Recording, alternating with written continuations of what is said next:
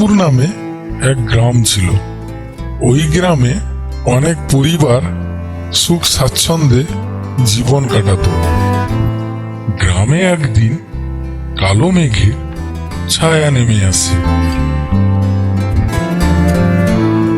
ওই গ্রামে এক ভয়ঙ্কর দৈত্যের নজর পড়ে।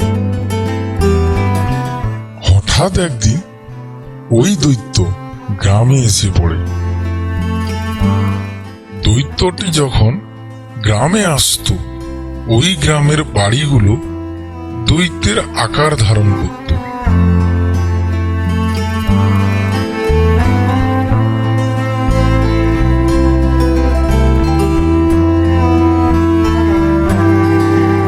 দৈত্যের ভয়ে গ্রামবাসীরা সবাই নিজের বাড়িতে লুকিয়ে পড়ত। সবাই যখন দৈত্যের ভয় লুকিয়ে পড়ল, তখন একটি বাচ্চা মেয়ে দৈত্যের সামনে এলো।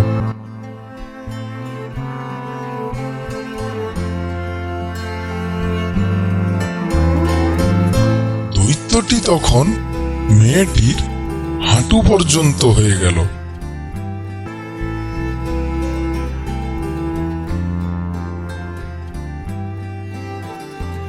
মেয়েটি তখন জিজ্ঞাসা করল, তোমার নাম কি?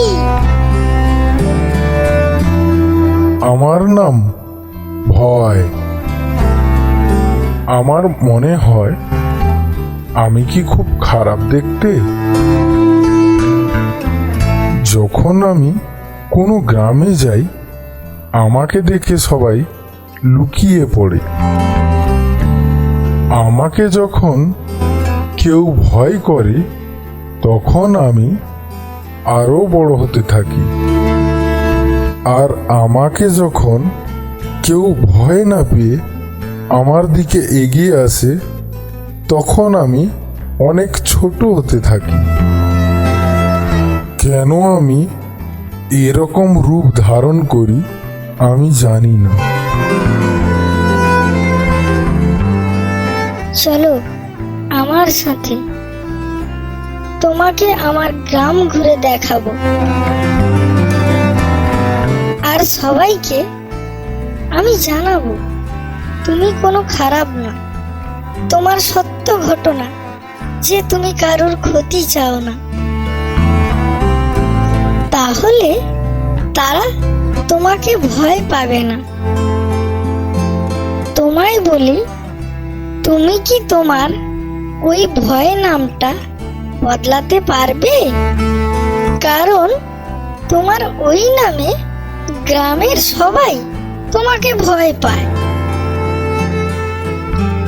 নাম বদলে ফেললে আর গ্রামের কেউ তোমাকে ভয় পাবে না, আর তুমিও কখনো দৈত্যের রূপ ধারণ করবে না। দৈত্য তখন বলল,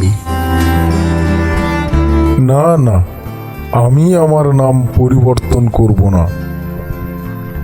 আমি শুধু চাই মানুষ জানুক যে ভয় ভয়ঙ্কর নয়। যতক্ষণ আপনি সাহসিকতার সাথে এগিয়ে যাবেন, ততক্ষণ ভয় তোমার কাছে হার মানবে।